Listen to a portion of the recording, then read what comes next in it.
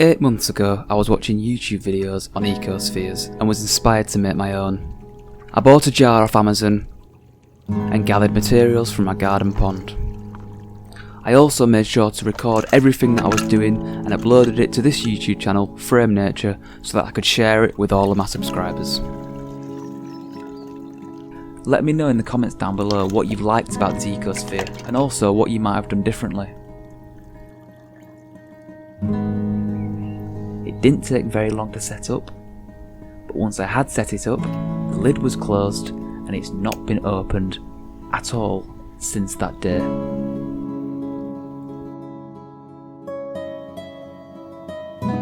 This was the ecosphere on day one.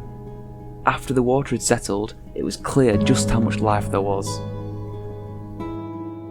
There was everything from isopods to dragonfly nymphs and even a fish which I had to rescue and put back in the pond. If you'd like to see more from when the ecosphere was first set up, click on the screen now or find the link in the description which will take you to the first video.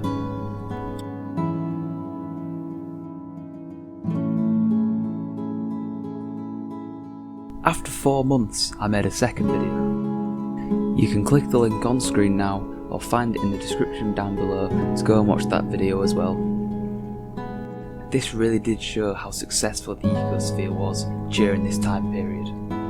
The plants had flourished, the lily pad and the duckweeds had multiplied like crazy, and even the snail eggs which we'd seen in the first video had hatched and grown into adult snails.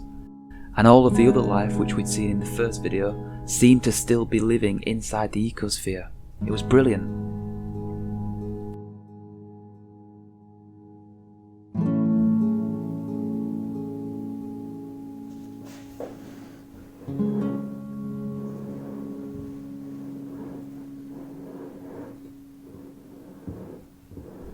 And this is what the ecosphere looks like now.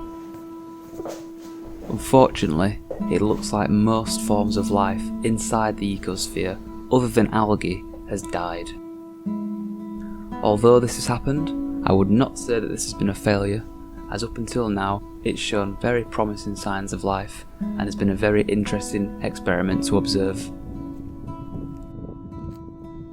So the first thing I wanted to do was open it up and take a look inside. And I must say that I was not ready for the smell. It just smelled like the bottom of a nasty pond. I suppose it's what you might expect, but it just hit me in the face like a wet fish slapping me across the nose, which wasn't too pleasant. But yeah, I tried to have a little poke around with the tweezers, trying to find the lily pad. Once I'd taken the wood out, there was nothing there. So what I'm assuming is the lily pad that was in there, once it stopped receiving light because the algae had covered the glass, so once it stopped receiving light, the lily pad had died and disintegrated along with everything else that was in there. So now it's just a brown sludge. So my next logical step was to pour it out through a sieve and see if I could see any forms of life. But as you can see, it doesn't look like there's a right lot going on. It's just black death. I did try my best to look through it all and see what I could find, but there was just nothing alive. Even the plants had all gone. The only thing that seemed to have survived was the algae, and that can be justified by this snail shell. Like you'd seen in the previous clip, there was tons and tons of snails, and all I could find of the snails now was one empty shell. So it just seems to be that everything, unfortunately, has died over the 8 months. So that was a very interesting experiment. I hope you all found it as interesting as I found it. But now it's time to clean out the jar and do something else with it.